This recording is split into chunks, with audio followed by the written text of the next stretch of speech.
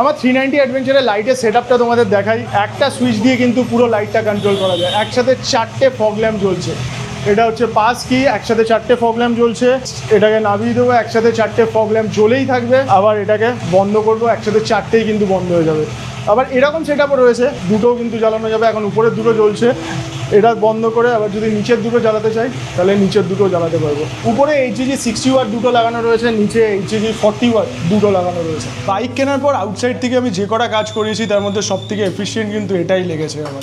390 অ্যাডভেঞ্চারের হেডলাইটের পাওয়ার এমনিতেই কম, হাইওয়েতে কিন্তু সেটা খুব ভালোভাবে ফিল করা যায়। বিশেষ করে যদি ফগ ল্যাম্পগুলো জ্বলে আর সেই সময় আমি যদি পাস চাই কারোর থেকে, তবে আমি পাস মারছি খুব একটা ভালো কিন্তু বোঝাই যাচ্ছে না। অত অপোজিট সাইড দিয়ে যদি কোনো ট্রাক বা বাস আসে তারা কিন্তু খুব একটা ভালো বুঝতে পারবে না যে আমি পাস চাইছি বা পাস দিচ্ছি, দেখতেই পাচ্ছ সেটা তোমরা। তো এই সিচুয়েশানে যদি আমার ফগ ল্যাম্পগুলোকে এই পাস হিসাবে ইউজ করা যায় তাহলে কিন্তু খুবই এফেক্টিভ হয় হাইওয়েতে। যেরকম দেখো, আরেকবার দেখাই তোমাদের, জাস্ট উপরে করব, এই হচ্ছে পাস, আমি কিন্তু পাস মারছি। এখন যদি 4টে একসাথে করতে চাই তাহলে এই হচ্ছে পাস দিচ্ছি আমি।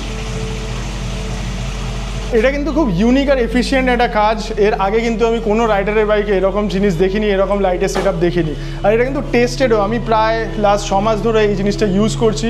হাইওয়েতে কিন্তু প্রত্যেকটা রাইডারেরই এরকম করে নেওয়া উচিত বা এরকম লাইট সেটআপ লাগানো উচিত। আর তোমরা যারা জানো না তাদেরকে একটু বলে দিই, মুকুন্দপুরে কিন্তু আমাদের অ্যাডভেঞ্চারাস বাঙালি ওয়ার্কশপ হয়েছে। এই ওয়ার্কশপে কিন্তু এই কাজটা হচ্ছে, আর তার সাথে সাথে কী কী হচ্ছে একটু জেনে নিচ্ছি। আমি একটু বান্টুকে জিজ্ঞেস করবো, বান্টু এখানে কী কী কাজ হচ্ছে মোটামুটি? আমরা রাইড করছি অনেক দিন ধরে, তো আমরা রাইড করার সময় কিছু প্রবলেম ফেস করি, তো সেই প্রবলেমগুলো সলভ করার চেষ্টা করছি আমরা। তো মেন ব্যাপার এটাই যে ভিন্ন ভিন্ন সিসি বাইকের ফুল সার্ভিস হয়ে যায়, আর হচ্ছে আমাদের ট্যুর রেডি হয় বাইকের এখান থেকে, আর রিপেয়ারিং হয়। যে কোনো লাইটের সেটা হার্নেস আমরা ক্রিয়েট করে সেটাকে আমরা গাড়িতে ফিট করে পুরো রেডি টু মুভ করার জন্য একদম প্রস্তুত রয়েছি। আর সবথেকে বড় কথা যে গাড়ির এই যে ওয়্যারিং, মানে আমি হয়তো অনেক কোম্পানির দেখেছি যেগুলো প্রচণ্ড পরিমাণে খারাপ হয়, তো আমরা এখানে এতটাই অ্যাসিওর হচ্ছি যে জিনিসটা খারাপ হবে না, যার জন্য আমরা এটাকে 1 ইয়ার ওয়ারেন্টির মধ্যে ফেলছি। একটাই কারণে, যদি কোনো রকম খারাপ হয় যাতে কোনো রাইডারের এক্সট্রা খরচ না হয় 1 বছর অন্তত, তাই জন্য আমরা এই ফেসিলিটিটা তাদেরকে দিচ্ছি। এরকম সেটআপ যদি তোমরা বাইকে লাগাতে চাও সেটা 1 বছরের ওয়ারেন্টিও পাওয়া যাবে।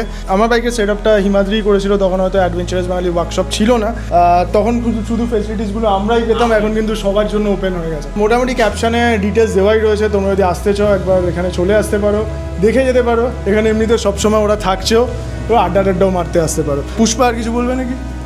পুষ্পা খালি একটাই কথা বলবে, मैं झुकूंगा नहीं।